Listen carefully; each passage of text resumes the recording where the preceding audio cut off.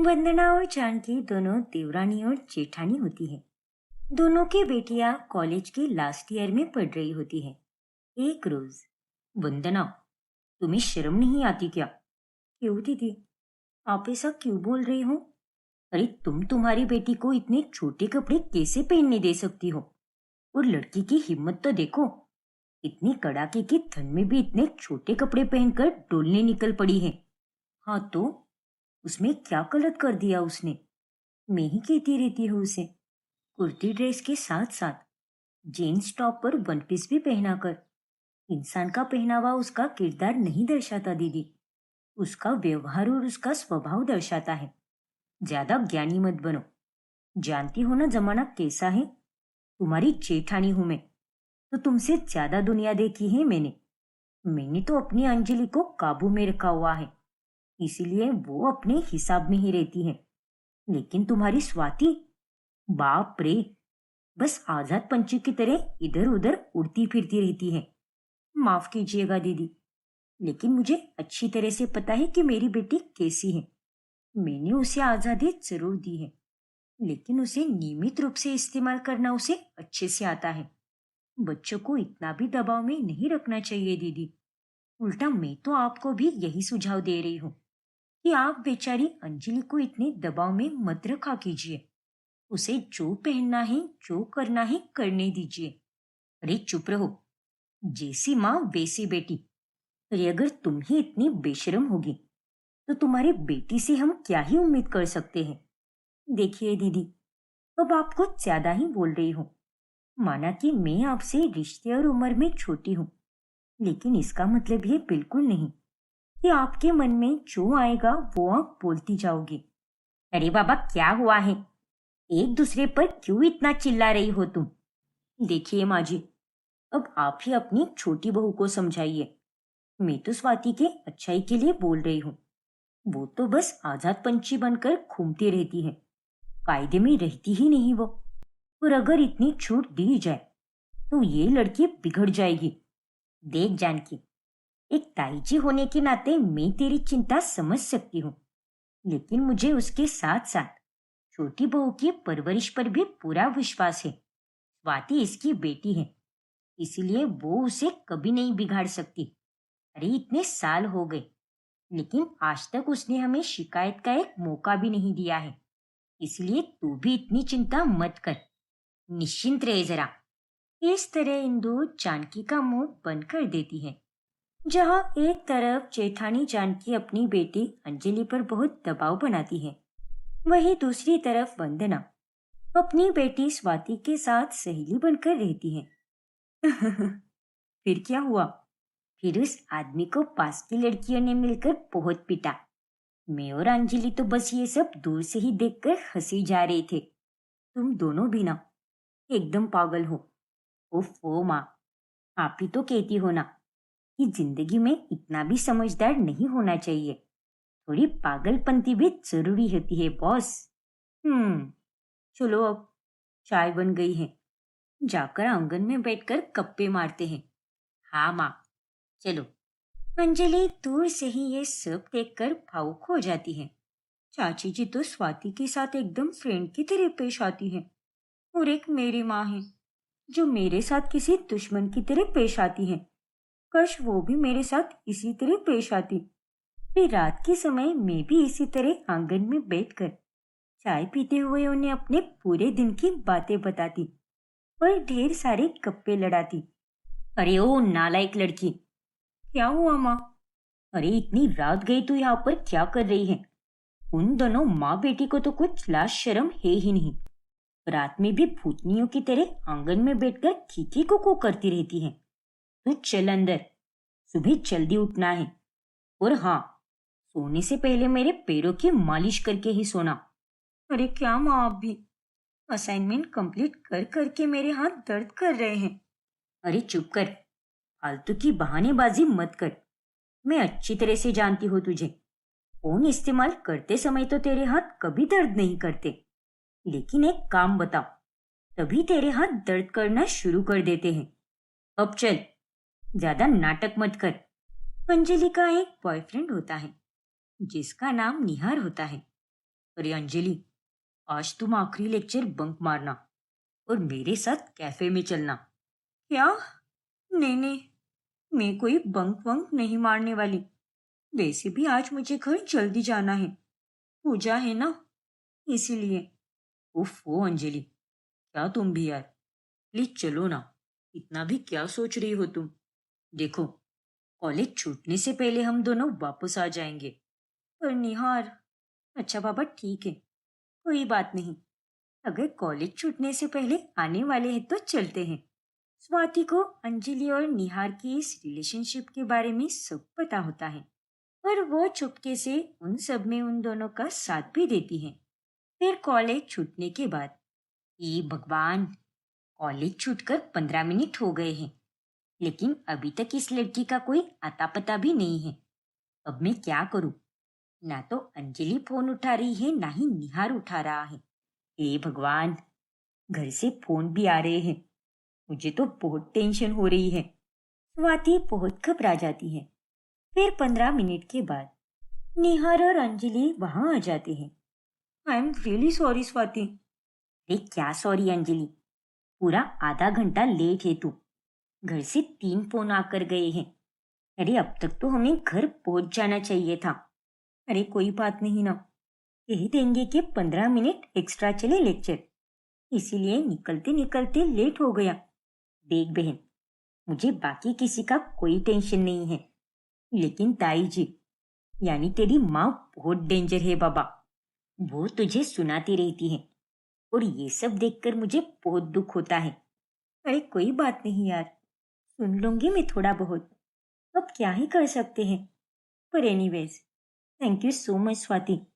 तू मुझे और निहार को कितना सपोर्ट करती है। भगवान तुझ जैसी बहन हर किसी को दे। अब चल, ज्यादा मक्खन मत लगा, वरना और देर हो जाएगी।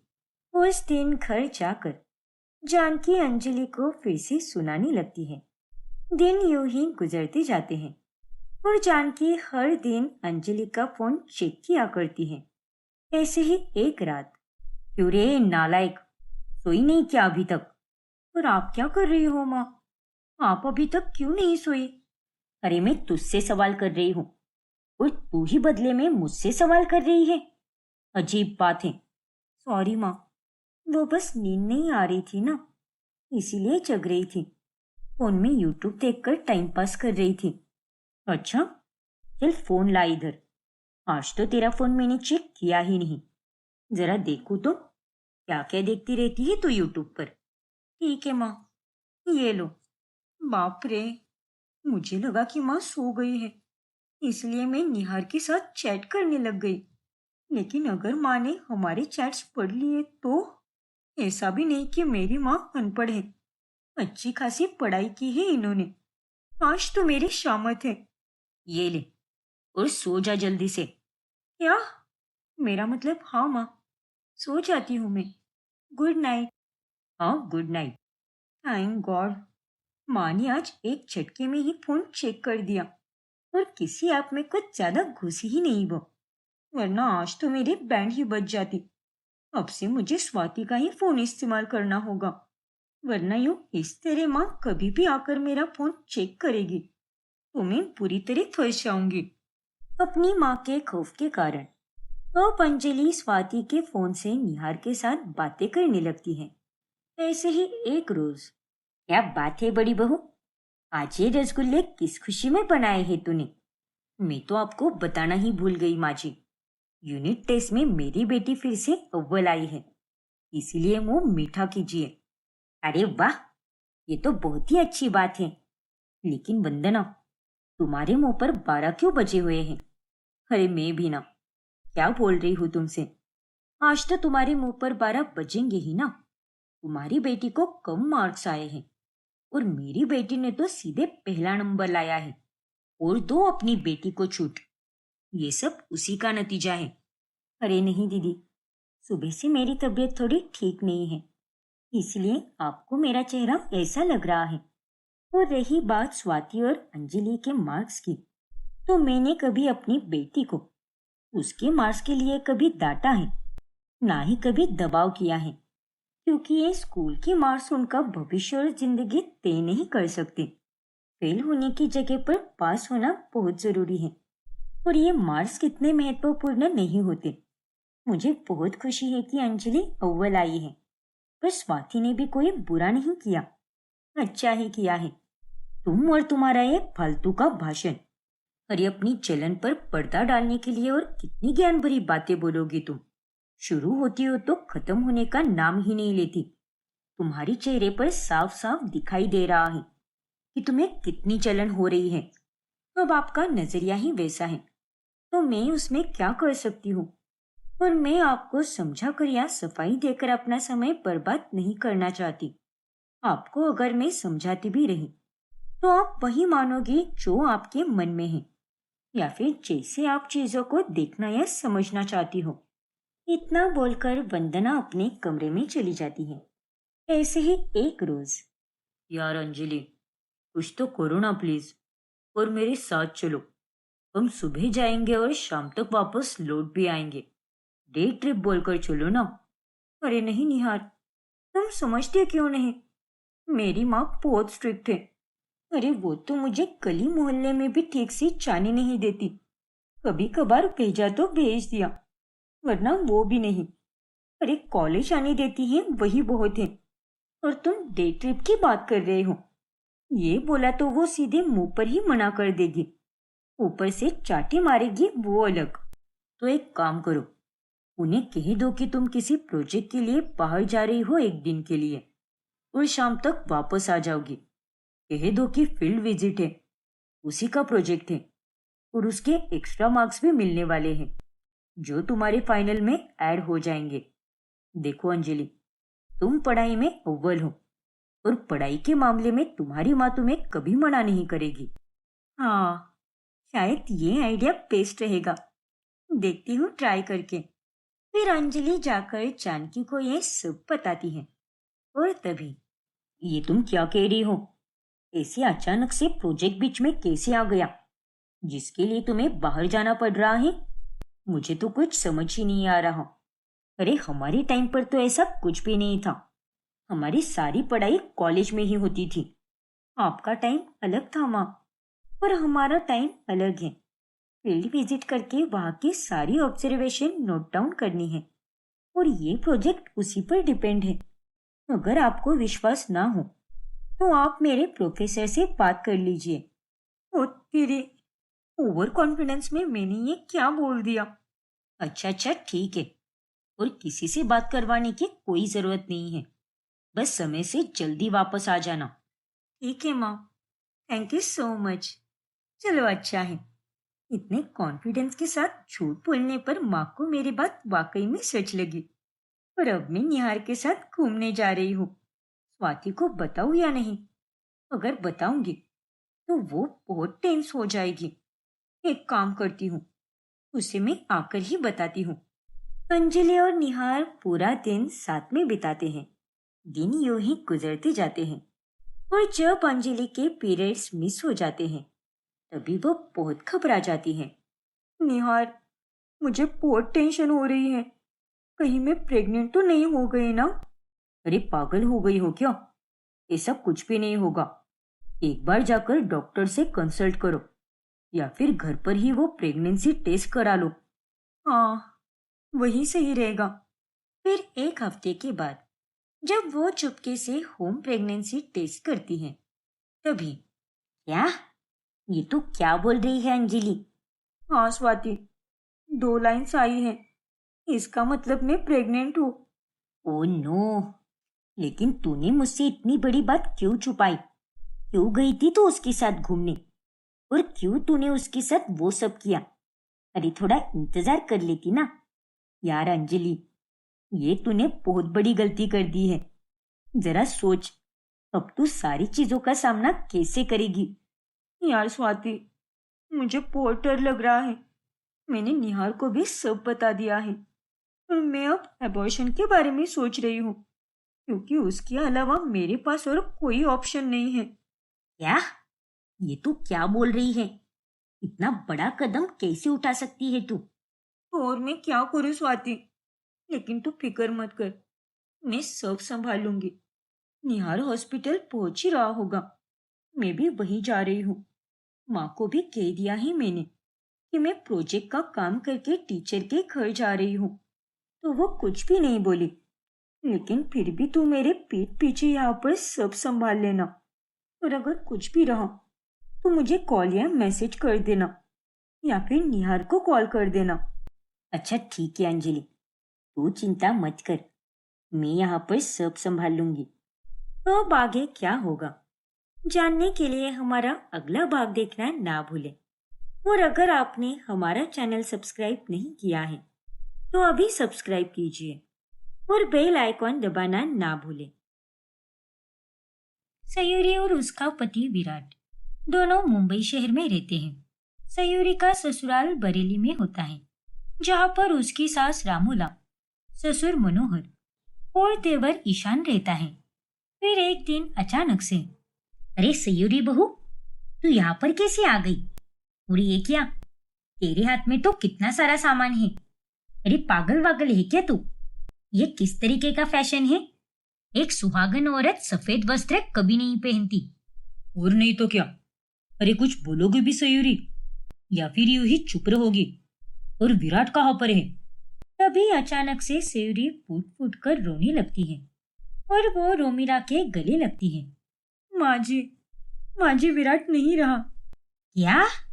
हाँ माँ जी, उसका एक एक्सीडेंट हुआ और वो हमें इस दुनिया से छोड़कर चला गया, और अब वो वापस नहीं लौटने वाला माँ जी। नहीं, ऐसा नहीं हो सकता। मेरा विराट मुझे छोड़कर नहीं जा सकता। झूठ मत बोलो सयूरी। और नहीं तो क्या भाभी, कह दो कि ये सब एक नाटक है। कह दो ना भाभी, भैया हमें ऐसे छोड़कर नहीं जा सकते। नहीं देवर जी, मैं झूठ नहीं बोल रही। वो अपने दोस्त से मिलने जा रहा था और एक खाई पर उसका एक्सीडेंट हो गया। पुलिस ने उसकी उसकी बॉडी ढूंढने की बहुत कोशिश की, लेकिन उन्हें कुछ भी नहीं मिला। सिर्फ हमारी कार मिली और साथ में विराट का फोन भी मिला। मेरा तो इस दुनिया में कोई भी नहीं था। मैं पहले से ही अनाथ थी, और अब विराट के जाने के बाद मेरे पास तो आप सबका ही सहारा है।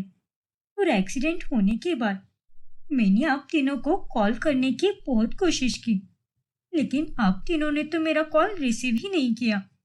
हाँ बहू, दरअसल हम लोग जरा बाहर गए थे ना, शायद इसीलिए ऐसा हुआ होगा।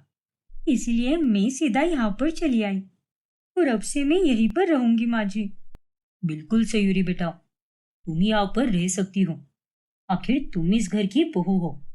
अब सयूरी अपने ससुराल में ही रहने लगती है। और तभी, अरे माँ जी, नाश्ता कहाँ पर है?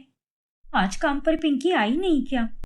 अरे बेटा, वो आज तो क्या, अब से कभी काम पर नहीं आएगी। क्या?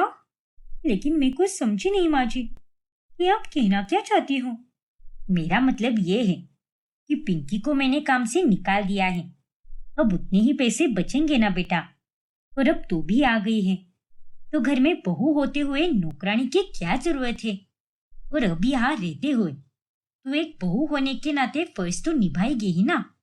इसलिए अब से रोजाना सुबह 7 बजे उठाकर और घर के सारे काम किया कर।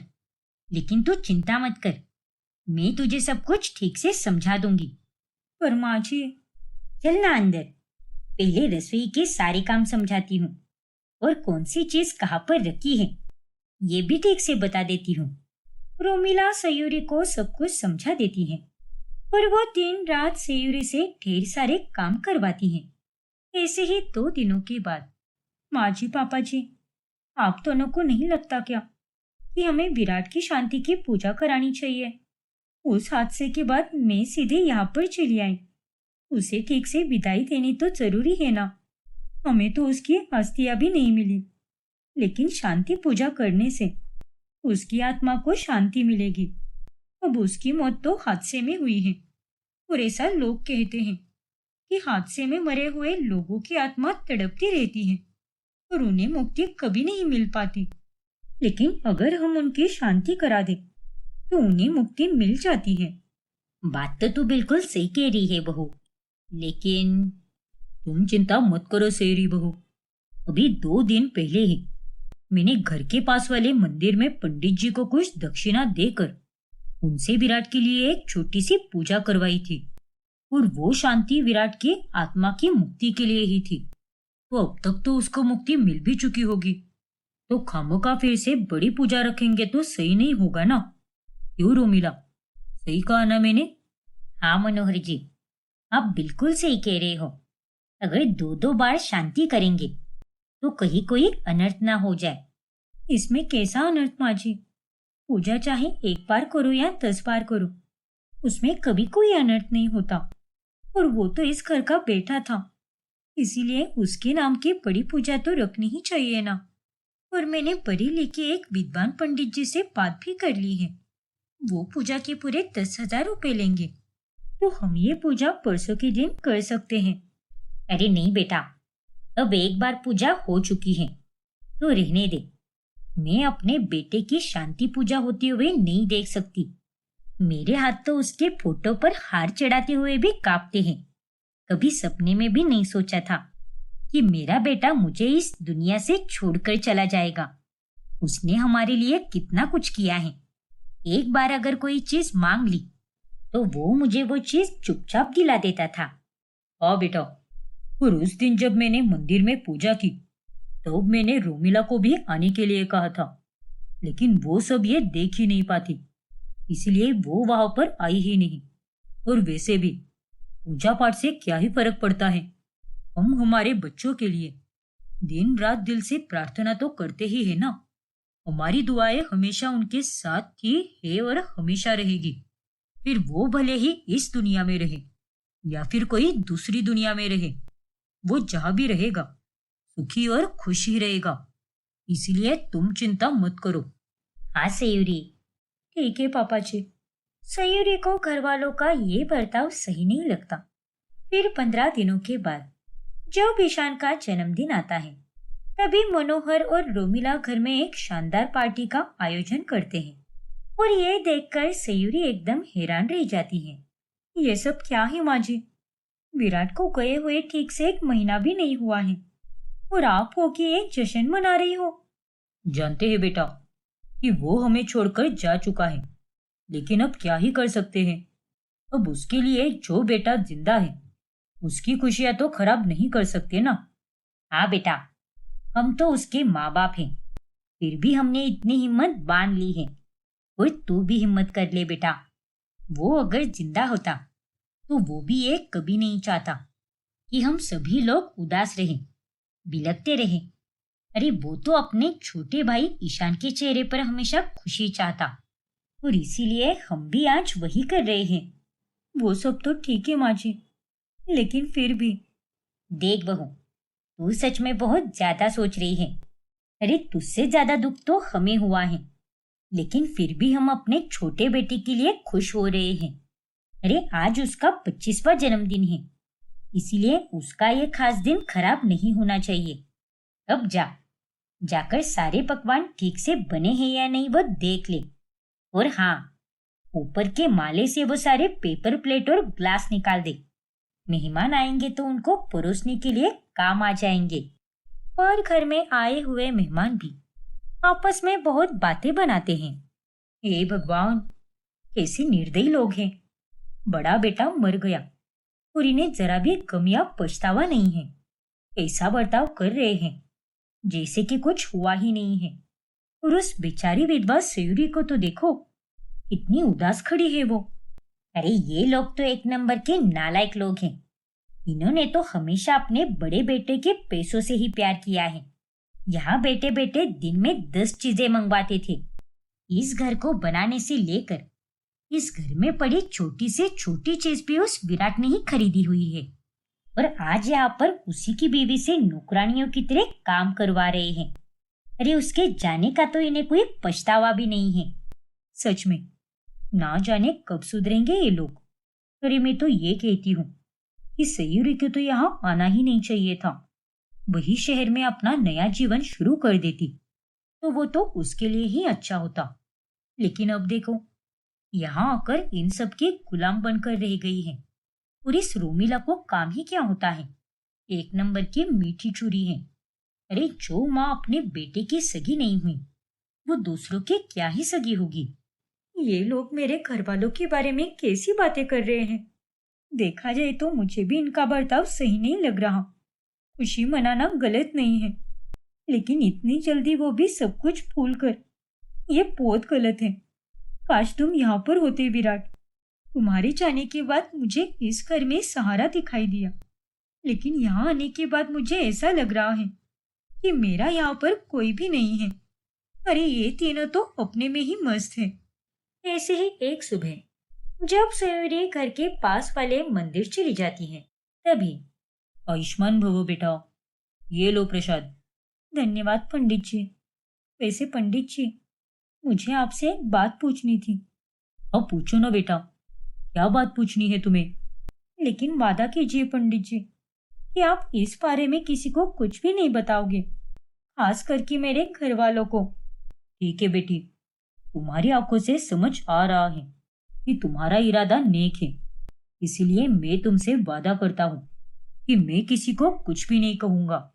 क्या मेरे ससुर जी ने सच में इस मंदिर में मेरे पति की आत्मा की शांति के लिए पूजा कराई थी क्या? क्या सच में उन्होंने आपको दक्षिणा दी थी? ये तुम क्या कह रही हो बेटा? ऐसा तो कुछ भी नहीं हुआ है। बल्कि मनोहर जी तो कितने दिन बीत गए, मंदिर में आए ही नहीं। और हमें अच्छी तरह से याद है कि मंदिर में कौन आता है और कौन जाता है। हमारी याददाश्त बहुत पक्की है बिटिया। अगर आप सच कह रहे हो तो फिर पापा जी ने मुझसे झूठ क्यों कहा कि उन्होंने विराट की आत्मा की शांति के लिए मंदिर में आपसे छोटी सी पूजा करवा ली? वे जब सवेरे मंदिर से घर पहुंचती हैं, तभी आप दोनों चिंता मत कीजिए, सब कुछ आपके छोटे बेटे के नाम पर ही हो जाएगा। बस कागजात बनने में कुछ दिन लग जाएंगे, तो फिर ठीक है। और गोपीचंद जी, इसके लिए आपका बहुत बहुत धन्यवाद। हाँ भाई साहब, बस इसकी भनक किसी को ना पड़े। अरे ये क्या? सयूरी, बेटा तू आ भी गई बाहर से? हाँ माँ जी, बस अभी अभी आई हूँ। वैसे ये वकील यहाँ पर क्यों आए हैं? सब कुछ ठीक तो है ना? और पापा जी, कहीं आपके काम में कोई बाधा तो नहीं आ गई ना? अरे नहीं बेटा, ऐसा तो कुछ भी नहीं है। ये मेरे दोस्त गोपीचंद है, जो पेशे से वकील हैं। और गोपीचंद, ये रही मेरी बहू सयूरी। नमस्ते बेटा। नमस्ते काका जी। अच्छा हुआ तू आ गई सयूरी। एक काम कर, सबके लिए मस्त चाय और पकोड़े बना दे। तेरा हाथ जला था ना, लेकिन अब तो वो ठीक हो गया है। तो जाकर जल्दी से बना दे।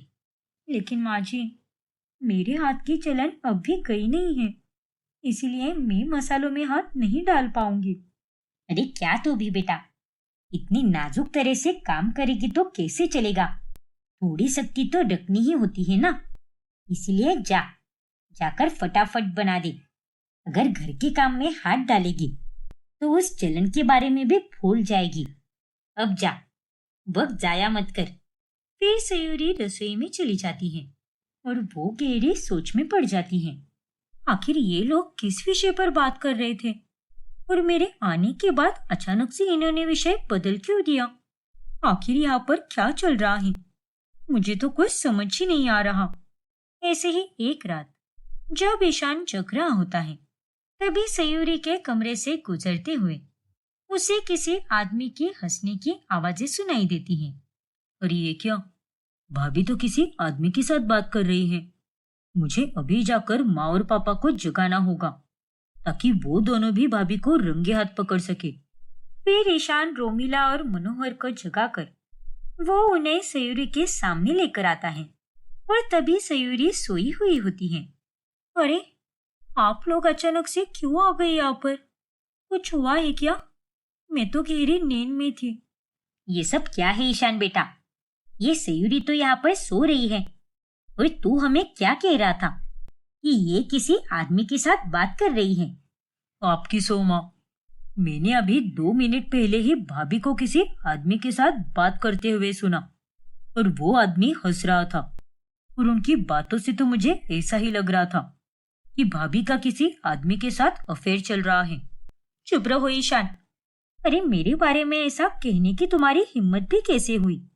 मैं सिर्फ और सिर्फ तुम्हारे भाई विराट से प्यार करती हूँ। फिर वो चाहे इस दुनिया में रहे या ना रहे, मैं मरते दम तक सिर्फ उसी से प्यार करूंगी। इसीलिए प्लीज मुझ पर ये झूठे घिनौने इल्जाम मत लगाओ।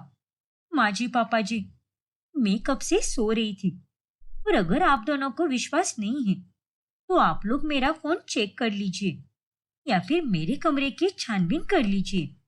मैं ना तो किसी से बात कर रही थी और ना ही यहाँ पर कोई आदमी आया था।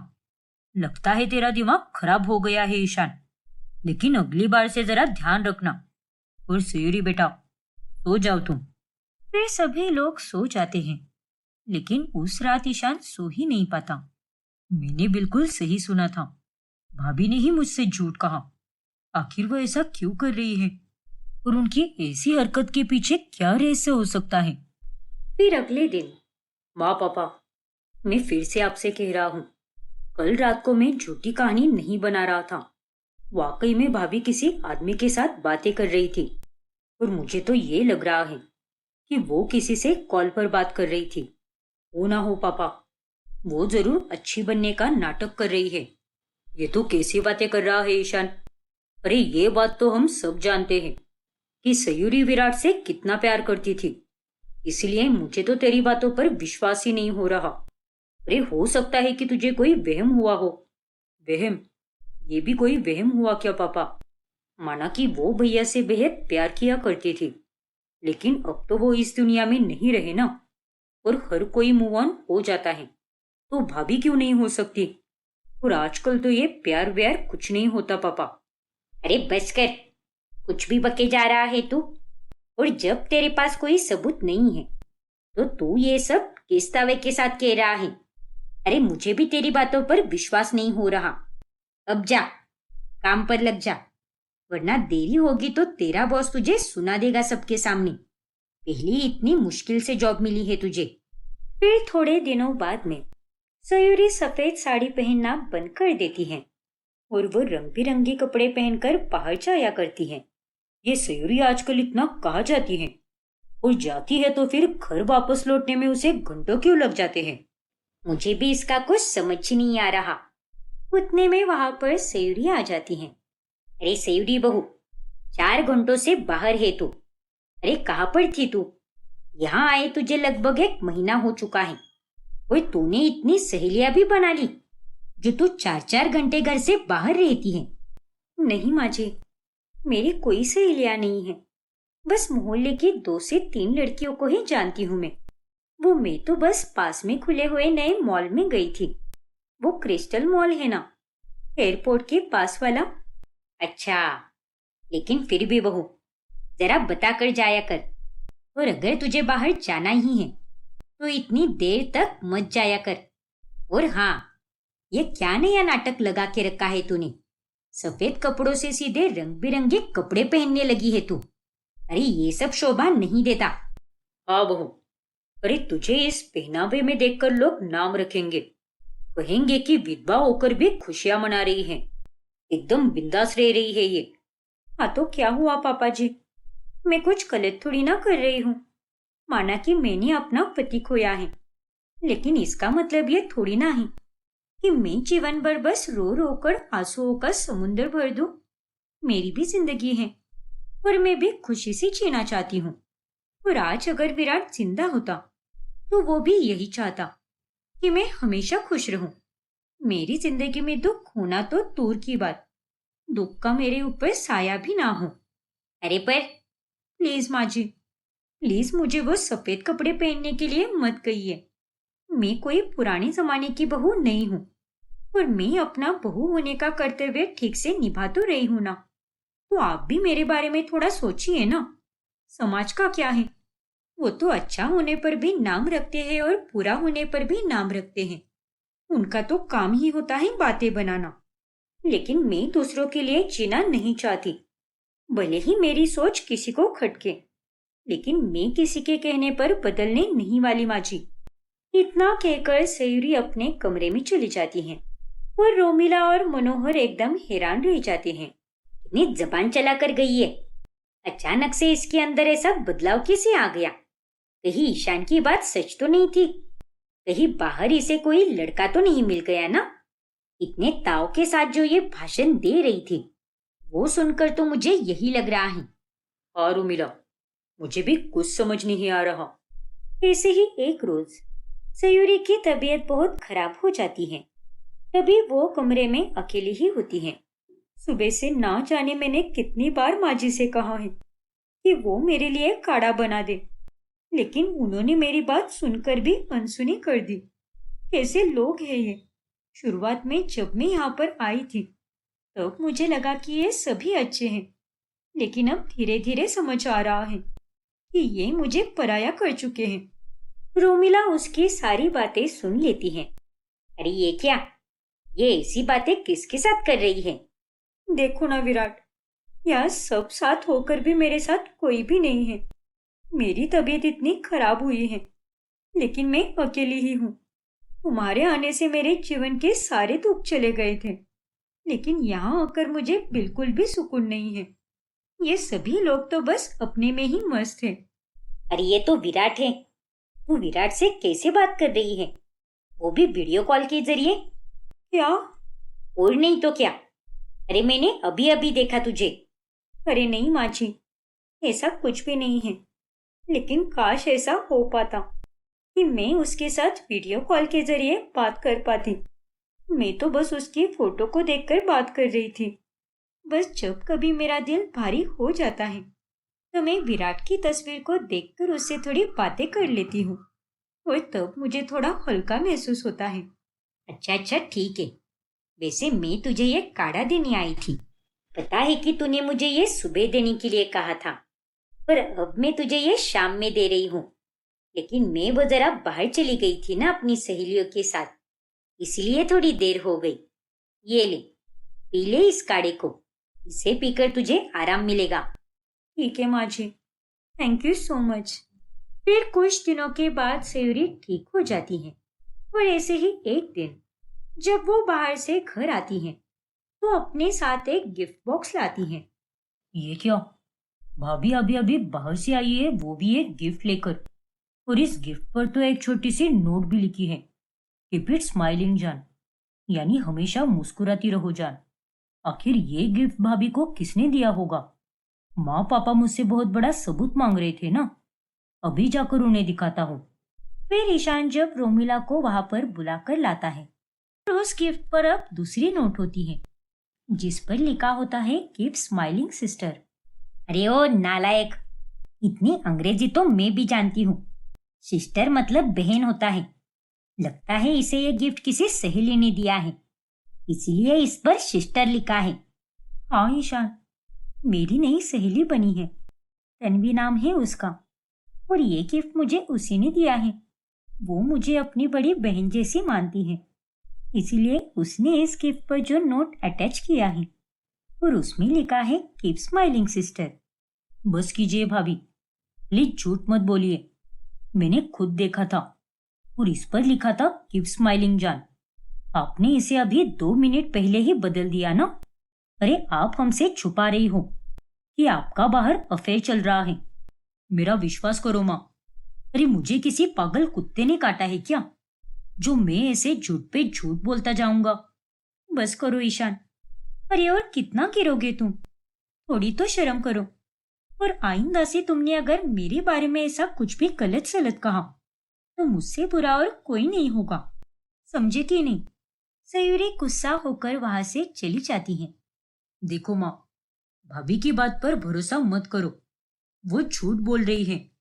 अरे नालायक, साफ साफ इस पर सिस्टर लिखा है, और इसमें तो ड्रेस है, और ये गुलाब भी है। और आजकल की सहेलियां तो आपस में ये सब करती ही रहती है ना। और हाल ही में सयूरी के साथ कितना कुछ हुआ है, इसीलिए उसकी सहेली ने उसे ये तोहफा दिया होगा। लेकिन माँ, आपको मुझ पर विश्वास है कि नहीं? आपकी कसम, उस पर जान ही लिखा था, और भाभी ने उस नोट को तुरंत 2 मिनट में बदल दिया। ये तो क्या कह रहा है बेटा? अगर तू मेरी कसम खा रहा है तो इसका मतलब तू सच बोल रहा है। तो फिर उसे जान किसने कहा होगा? आखिर क्या है इसका राज? फिर एक दिन जब सयूरी बाथरूम में होती है, तभी अचानक अंदर से दरवाजा बंद हो जाता है और वो वहां पर फंस जाती है। तभी उसका फोन बजने लगता है। हे भगवान, मुझे तो अभी फोन आ रहा है, लेकिन बाहर कैसे जाऊं मैं? अरे सयूरी बहू, कहाँ पर हो तुम? तुम्हारा फोन बज रहा है। अरे तुम्हें किसका कॉल आ रहा है? ये क्या? ये तो विराट का कॉल है, लेकिन ये नंबर तो अलग है। फिर उसका नाम कैसे आ सकता है? हेलो, कौन? हाँ, मैं विराट, सयूरी का माना हुआ भाई, जो मुंबई में रहता हूँ। क्या? हाँ अंकल। उसने कुछ बताया ही नहीं कि उसके पति विराट के साथ इतना सब हो गया और वो बिना मुझसे मिले ही वहां से बरेली चली गई। तो इसका मतलब तुम्हारा नाम भी विराट है? हाँ अंकल, जानता हूँ कि उसके पति का नाम भी विराट था और मेरा भी नाम विराट ही है। अगर वो आ जाए तो उसे कह देना कि बाद में मुझे कॉल करे, ठीक है ना? चलो अंकल, बाय। अरे पर पापा जी, ये दरवाजा अंदर से जाम हो गया है, खुल ही नहीं रहा है। प्लीज कुछ कीजिए ना पापा जी। हाँ ठीक है बहू, अभी बाहर से खुलवाता हूँ। बगल में ही भोला पान वाला रहता है। अगर घर में कोई दरवाजा जाम हो जाता है तो वही आकर अपनी तकनीक से खोल देता है। फिर जब दरवाजा खोला जाता है, तभी वैसे वो विराट कौन था बहू? मुझे तो उससे बात करके बड़ा अजीब सा लगा। दरअसल वो मेरा शहर वाला माना हुआ भाई है। मैं उसे राखी बांधती हूँ। मैं मेरे दुख में इतनी खो गई कि मैं उसे बिना बताए ही यहाँ चली आई। ठीक है बेटा, उसे कॉल करके एक बार बात कर लो। जी पापा जी, जरूर। लेकिन जब मनोहर ये बात रोमिला और ईशान को बताता है, तभी तीनों को सयूरी पर शक हो जाता है। मुझे तो इसके हाव भाव कुछ समझ ही नहीं आ रहे। वही तो, मैंने एक दिन इसे फोन पर बात करते हुए देखा था।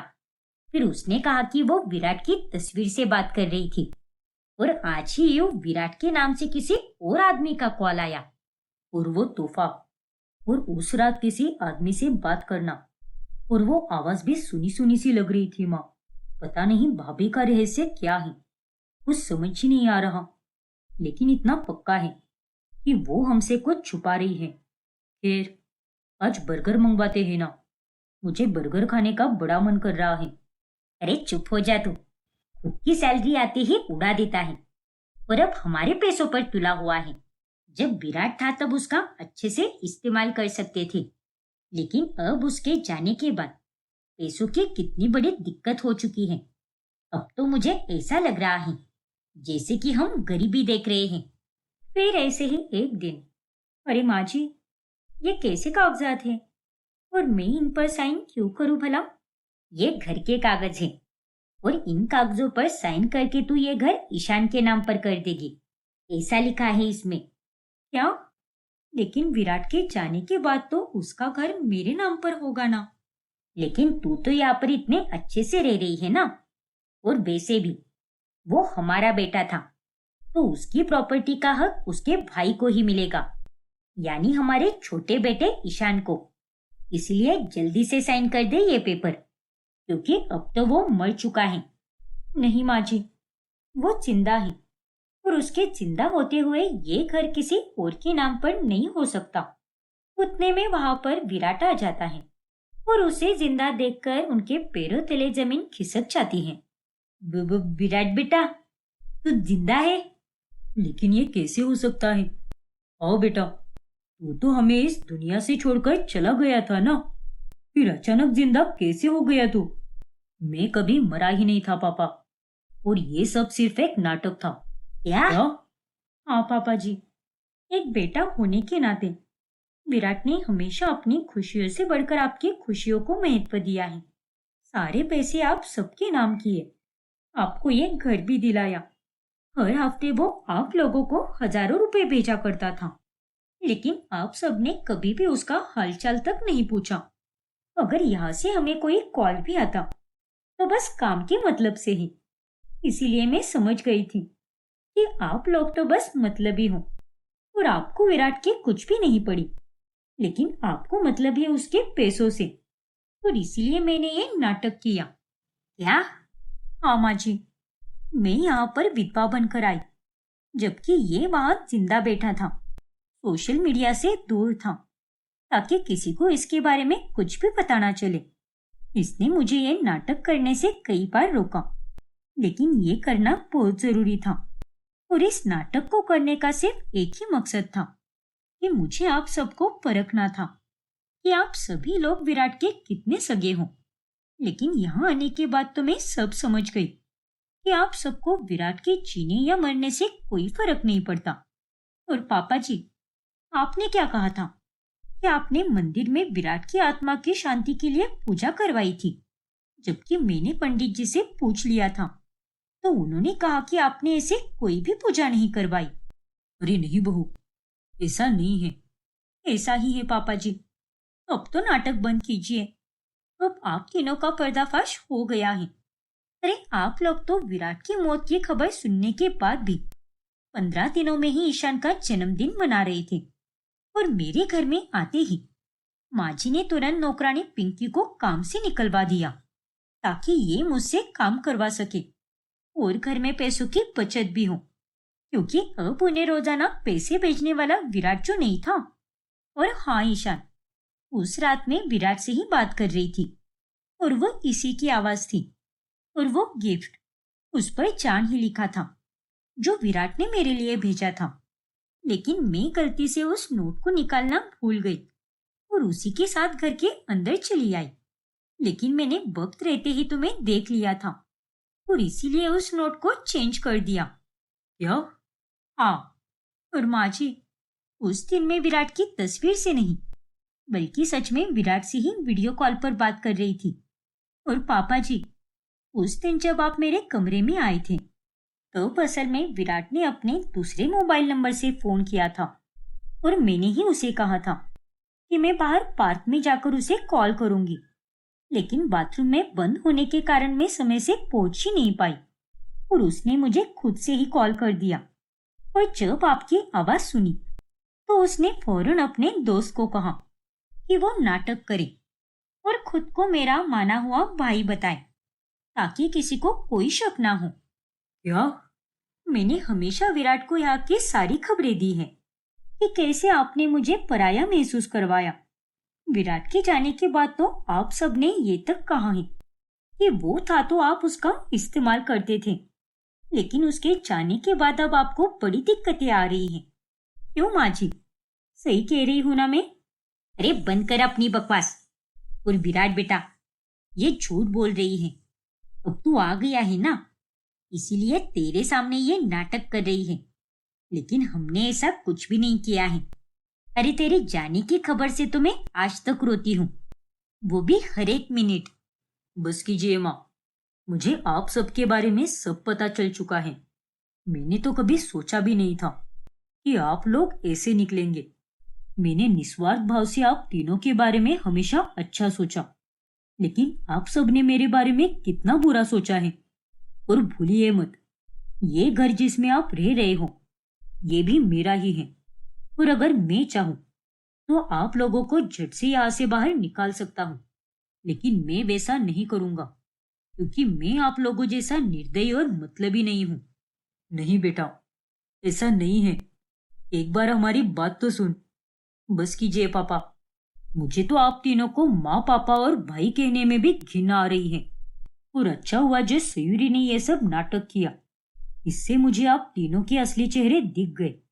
और अब से मैं आप तीनों के साथ कोई संबंध नहीं रखूंगा, इसलिए अब से आप दोनों को वही संभालेगा। नहीं बेटा, ऐसा मत कर, मेरी बात तो सुन।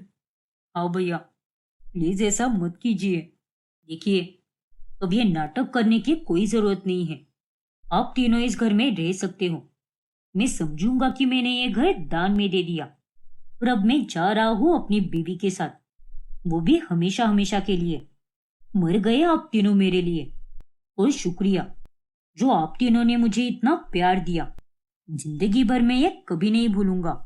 नहीं बेटा, रुक जा। रुक जा विराट। वो तीनों विराट और सयूरी को रोकने की बहुत कोशिश करते हैं, लेकिन वो दोनों नहीं रुकते, जिस कारण तीनों अपने किए पर बहुत पछताते रहते हैं।